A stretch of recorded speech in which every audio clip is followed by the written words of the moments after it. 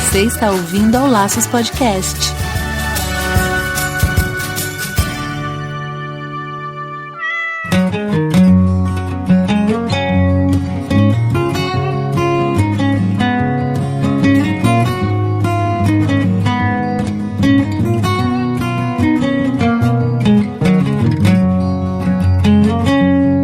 Olá, sejam todos bem-vindos ao Laços número 26. E aqui é o Wendy Bittar. E eu sou Marina Arinelli e aqui no Laços que vamos falar tudo sobre o seu animal. Dessa vez a gente selecionou um tema aqui no Laços que é de um assunto muito perigoso e requer a atenção das pessoas, né? A diabetes em animais. Isso mesmo, vamos falar sobre as principais causas e as principais características da diabetes em cães e gatos. Então fique conosco que hoje o papo promete. Antes de falarmos sobre o nosso assunto, vamos para os recadinhos da semana.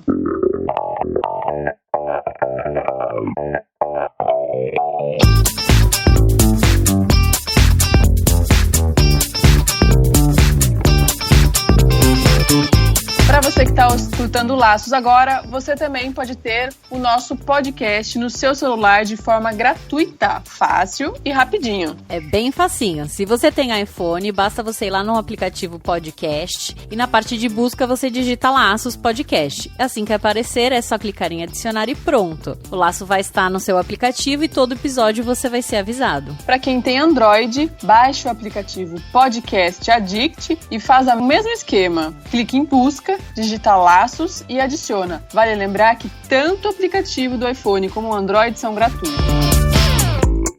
E para manter bem fresco na sua cabeça, que a gente já tem avisado aqui há bastante tempo, em agosto vai ter a Pet South America, que vai acontecer nos dias 15 e 17 lá na São Paulo Expo. Essa é uma feira gigante, talvez a maior feira internacional de produtos e serviços para a linha de pet e veterinária da América Latina. Lá vão ser reunidos indústrias, fornecedores, fabricantes, distribuidores e os principais compradores do segmento. E a gente vai estar lá, né, Marina? Ah, estaremos mesmo. Então, se você quer ir, basta fazer o seu cadastro clicando no post desse podcast e anota aí na sua agenda que dia 15 e 17 de agosto você tem compromisso na São Paulo Expo. Vem nos encontrar. Além da Petsa, para você que é estudante de veterinária, né, ou já é veterinário, em setembro tem um outro encontro, que é a VetMax 2017. Eu e outros profissionais super renomados da área estaremos lá para fazer palestras e cursos num ciclo completíssimo de estudo no curso de medicina veterinária. É só você clicar no banner do post desse podcast e fazer sua inscrição totalmente gratuita. Do dia 13 ao dia 16 de setembro de 2017, na Faculdade Max Planck, em Indaiatuba, vai acontecer a VetMax 2017. E hoje o nosso muito obrigado vai para Fernanda Siqueira e a Maria Graça Salles, que são nossas madrinhas lá no Padrim. Você também pode ser um padrinho aqui da gente do podcast, ou madrinha. Basta acessar padrim.com.br/laçospodcast e contribuir. Se você acha que o Laços está ajudando, que as informações que estamos trazendo aqui traz mais esclarecimento para as pessoas e melhora a vida dos animais, então com certeza vale a pena ajudar nosso conteúdo 100% gratuito, não é mesmo? Com certeza, é o que a gente quer. É só o que a gente quer, é manter esse projeto no ar e continuar contribuindo com a vida animal. Então contribua com o Laços no Padrim a partir de R$1, apenas R$1, e receba recompensas. Isso mesmo, e a gente tá com meta de fazer o Laços acontecer de janeiro a janeiro, sem interrupções, com entrevistas, informações e muito amor. Então vai lá no padrim.com.br/laçospodcast.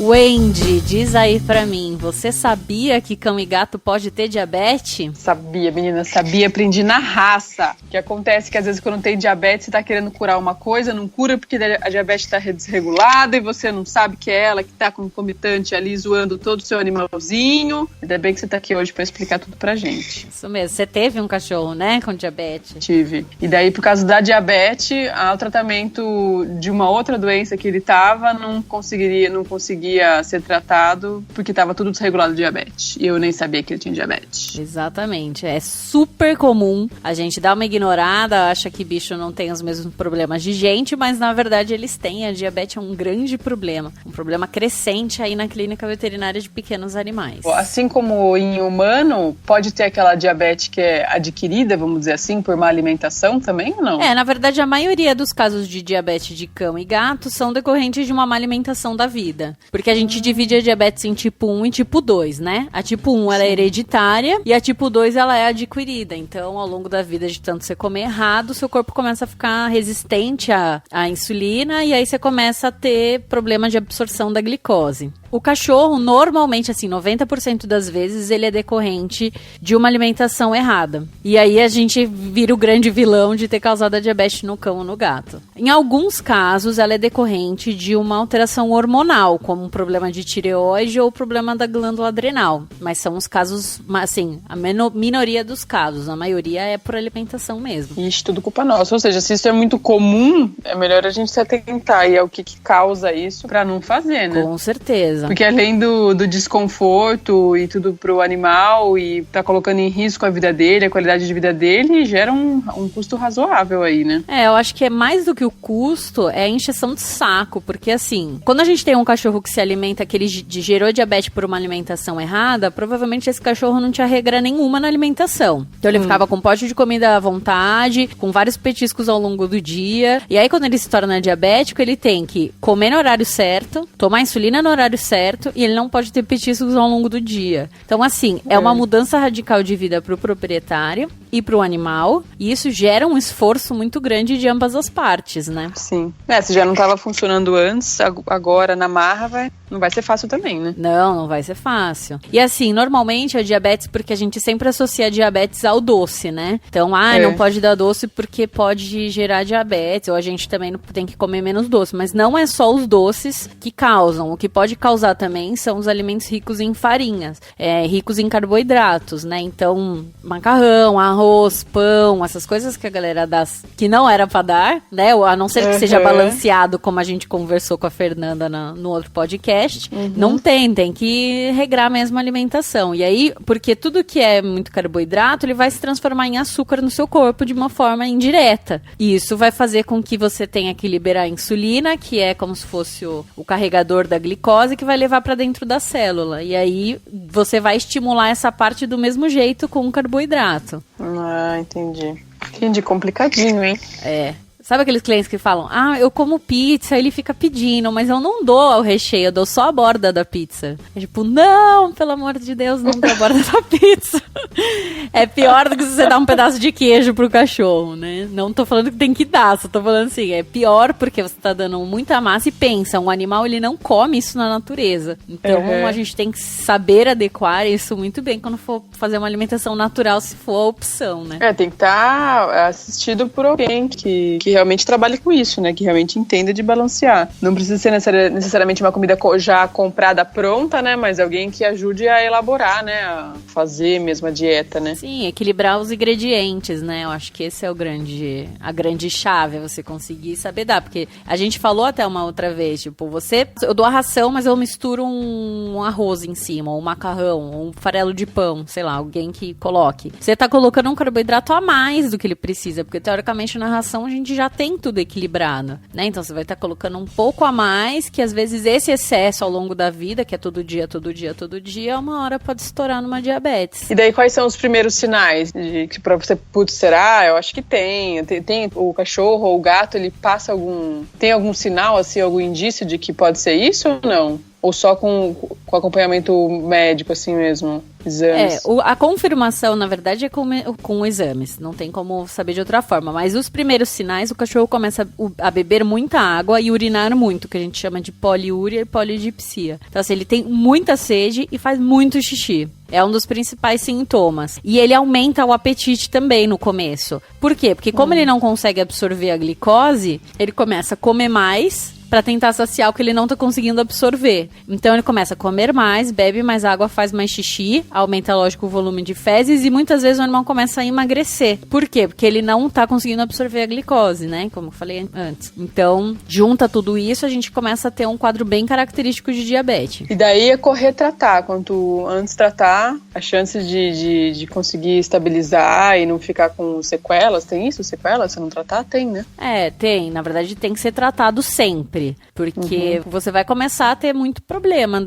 Se você sabe e não trata, você vai começar a ter muito problema. Então, assim, primeiro, começou a ver os sintomas, porque o problema acho que da veterinária é que a gente vai tudo à base de sintoma. Um monte de doença causa isso, né? Causa aumento do apetite, emagrecimento, aumento da ingestão de água, aumento da urina. Então, é sempre importante fazer exames de sangue em sequência, né? Assim, colocando uma sequência. Diagnosticou, viu que ele tá com sintoma, procurou um veterinário, faz exame de sangue. Faz sempre com uma glicose em jejum, é sempre o exame ideal pra gente diagnosticar. Em gato, só pra fazer um parênteses, o gato, às vezes, em estresse, ele chega a ter níveis de glicose muito alto. Então, a gente não se baseia só no exame de sangue, a gente se baseia também no exame de urina, que às vezes pode ter um pouco de glicose na urina, e às vezes a gente faz um exame de sangue que é pra ver a glicemia ao longo, que assim, é um exame que chama frutosamina, que a gente vê como a glicose se comportou nos últimos tempos. Se esse exame der alta, é porque essa glicose está se mantendo alta. E se ela der baixa, é porque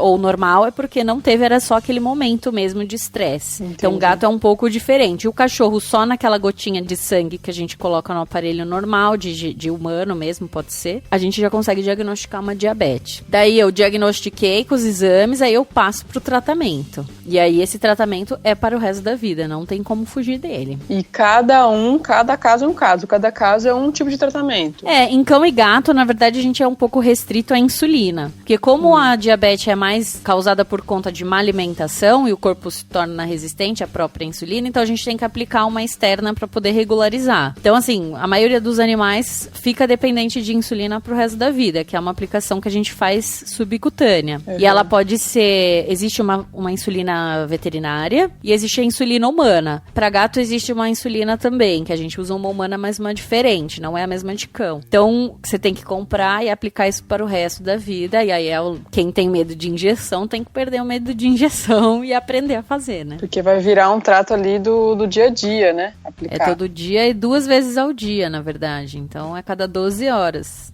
Tem que virar super rotina. E tem que ser no horário certo também, o que acaba às vezes atrapalhando, porque esse fim de semana, essas coisas, você tem coisa pra fazer, mas tem que estar em casa pra fazer a aplicação de insulina no cachorro, né? E nossa, imagino que em gato isso deve ser mais difícil ainda. Quem costuma deixar o gato mais solto, só recolher de noite, assim, fica complicado daí, né? Tem que mudar a mesma rotina. Muda. Mas em gato a aplicação normalmente é uma vez ao dia, porque como o gato tem um hábito alimentar diferente, você não consegue regrar que ele coma exatamente no horário, então a aplicação da insulina é uma insulina de liberação lenta, então ele vai sendo liberado ao longo do dia pro hábito alimentar do gato também, que é um pouco mais específico, né? Então a gente trata de uma forma diferente, por isso que diabetes de cão não é igual diabetes de gato, tratado da mesma forma, o problema é o mesmo, mas é tratado de formas diferentes. Você falou que tem que tratar, e tem que tratar pra sempre. Aí você comentou que se não tratar, começaria a ter muitos problemas e tal. O animal pode morrer disso, né? Pode morrer, porque aí você começa a ter atrofia muscular, o animal entra num quadro que a gente chama de cetose, que é como se ele começasse a acumular um monte de toxina no corpo, porque ele não consegue fazer todo o metabolismo da glicose fica alterado, então ele não consegue fazer a eliminação adequada dessas toxinas. E aí o animal pode começar a ter quadro neurológico, pode ter crises convulsivas, pode ter desmaios, pode ter confusão mental, pode se sentir perdido. Então isso são alguns sinais que mostram que o animal não tá bem. É assim, se você, às vezes, mesmo você tratando, isso pode chegar a acontecer algum dia, porque a gente trata, mas a glicose ela tem que ser mensurada constantemente. Então, além de você aplicar a insulina, você tem que ficar medindo, e muitas vezes a gente orienta o proprietário a ter um aparelho em casa e medir com uma certa frequência,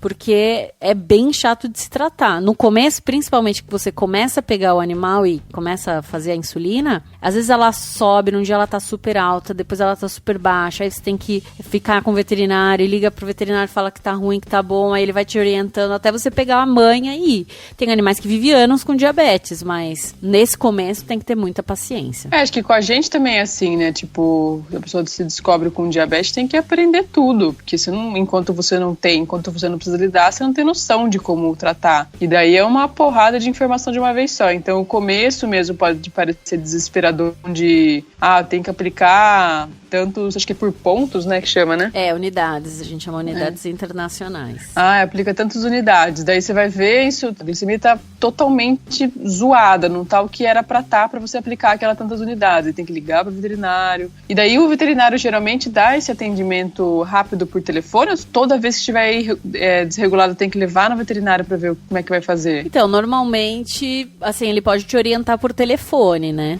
E assim, eu gosto muito de fazer uma tabela pro cliente, então assim, se tá de tanto a tanto, você aplica X. Se tá de tanto a tanto, você aplica Y. Aí eu monto essa tabela e falo, segue isso, e aí se tiver dúvida ou não der certo, você me avisa. Uma coisa importante também é que toda vez que você aplica insulina, o animal tem que se alimentar, porque senão ele vai causar uma hipoglicemia, né? Então, a gente tem que saber que o cachorro vai comer ou está comendo para você aplicar a insulina. Então, é um manejo, assim, intenso, que você tem que ficar em cima e tem que ficar monitorando. Mas o veterinário, nesse começo, ele tem que estar bem ligado ao proprietário. Não tem jeito. Entendi.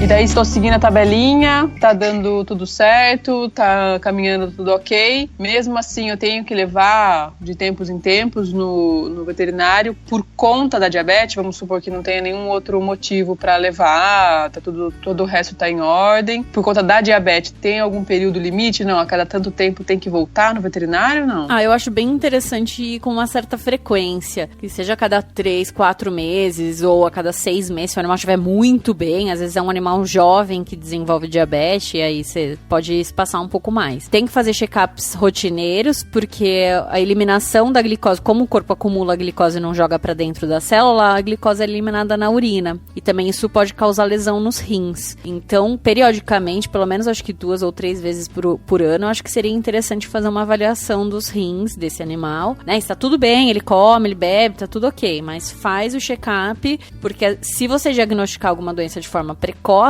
é mais fácil de tratar do que esperar tá tudo ruim pra tratar de uma vez, né? Que daí pode ser que a gente não consiga reverter. Prejuízo, né? Exatamente. Então eu recomendo um acompanhamento bem próximo. Marina, resumindo aí um pouco todo esse tratamento, essas possíveis, no começo, né, idas a mais no veterinário aí, a compra de um aparelhinho, aquelas tirinhas de teste, a insulina em si, é um tratamento muito caro, tanto para gato quanto para cachorro, esse tratamento da diabetes? Não é super barato, né? Assim, porque lógico que tudo depende do peso do animal, né? O problema, sempre quando a gente fala em preço, é isso, né? Que sempre depende. Se você tem um animal grande, você vai gastar mais, tem um animal pequeno, você vai gastar menos. A insulina, normalmente a gente entra primeiro com a insulina humana, que a insulina chama NPH. Ela custa, em média, em farmácia, entre 50 e 60 reais. Só que é um frasco que dura 28 dias, independente se você terminou o frasco ou não. Um cuidado importante é sempre deixar lá na porta da geladeira e você marcar a data de abertura. 28 dias depois você tem que jogar ela fora, porque ela começa a perder os princípios. Então, pelo menos uma vez ao mês você tem que comprar, tá? Então, pelo menos esse gasto você vai ter que ter. As tiras, elas são um pouco caras. Normalmente você compra a tira e vem o aparelho junto nas farmácias comuns aí humanas. Pode usar o mesmo aparelho, ele funciona, ele tem uma leve diferenciação para glicemia veterinária, mas não chega a dar uma alteração que vai dizer que ele tá hipoglicêmico e não tá. São de alguns percentuais, assim, um pouquinho só. Então você tem que... O aparelho normalmente você compra a fita e vem, mas as fitas ficam em torno, dependendo, lógico, do aparelho que você tem, mas pode chegar a uns 100 ou 120, 150 reais a caixinha de tira. Então, eu acho bastante importante, quando eu tive essa experiência, né, com o meu cachorro que teve a diabetes, eu acho muito importante, antes de comprar o aparelho, que às vezes eles vendem o aparelho baratão, e daí as tiras são super caras. E tipo, a função é a mesma de outros aparelhos, né? Então pesquisar o valor do aparelhinho e pesquisar o valor da tira depois. Quanto que você vai gastar na tira depois, porque senão é meio que uma pegadinha que eles fazem aí, né?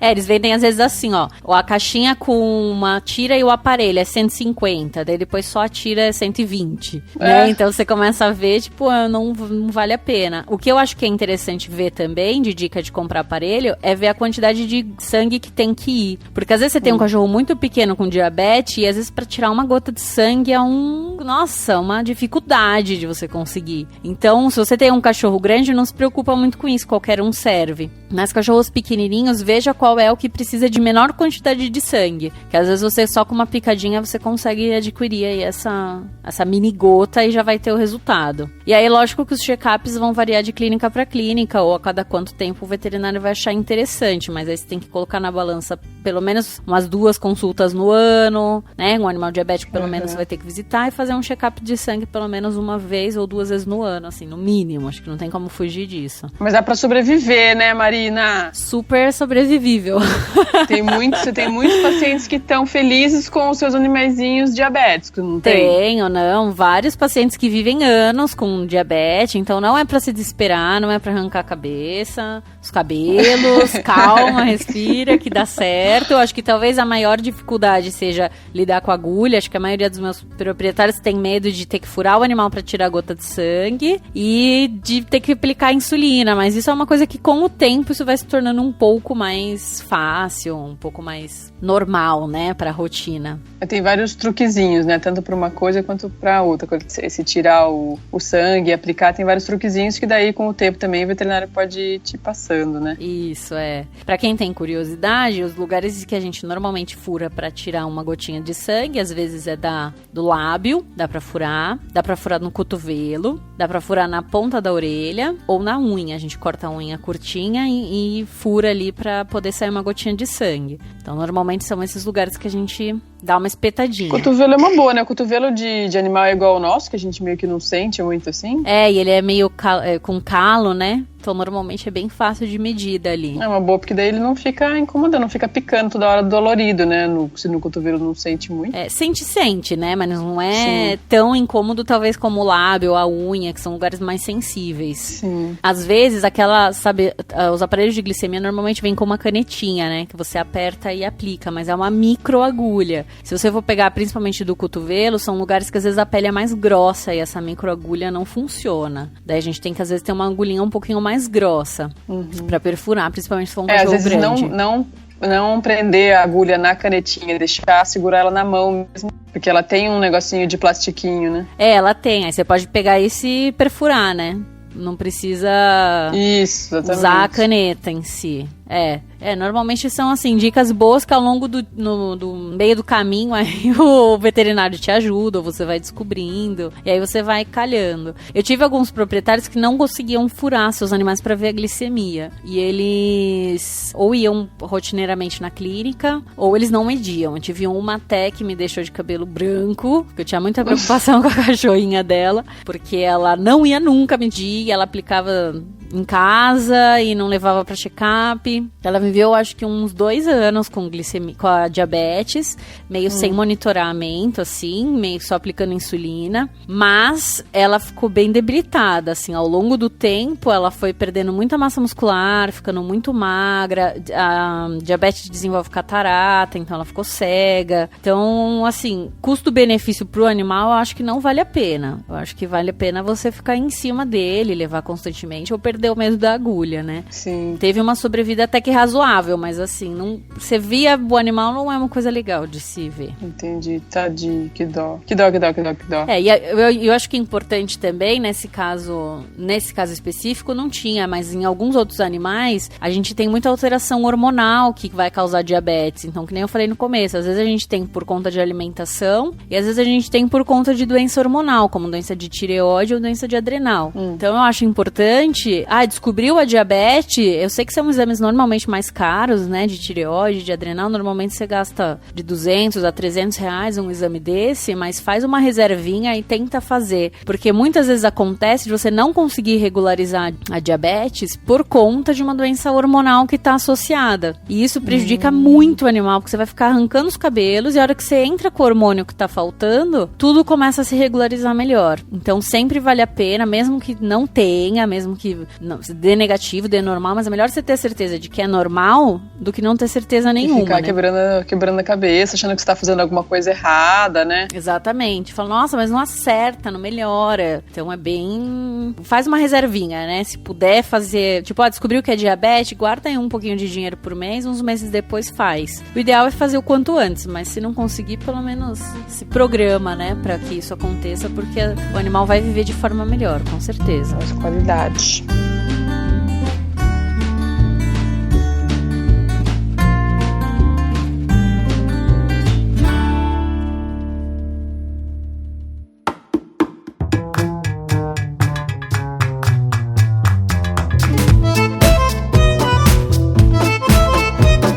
Acho que é isso, né, Marina?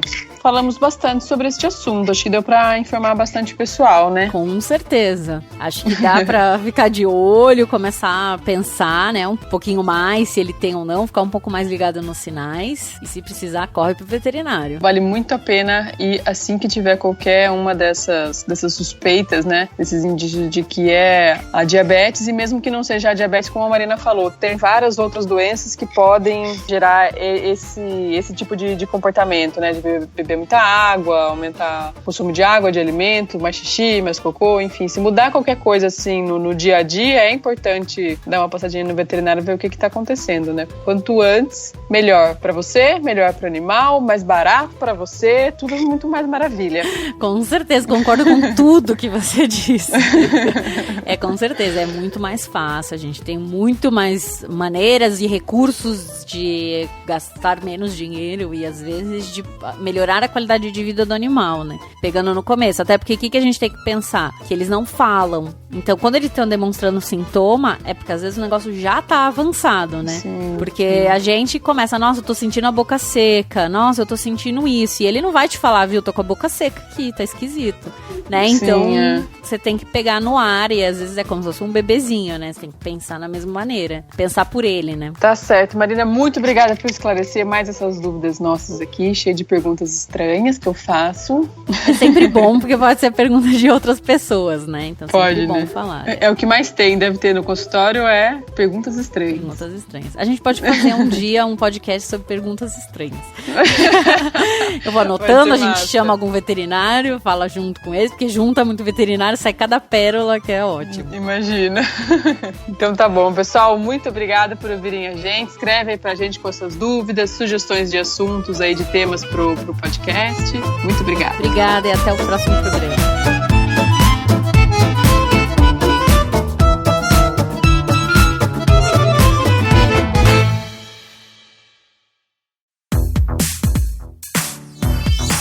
Esse podcast foi editado pela Isso Aí Design. Tudo isso é forma com função. É design estratégico. É isso aí.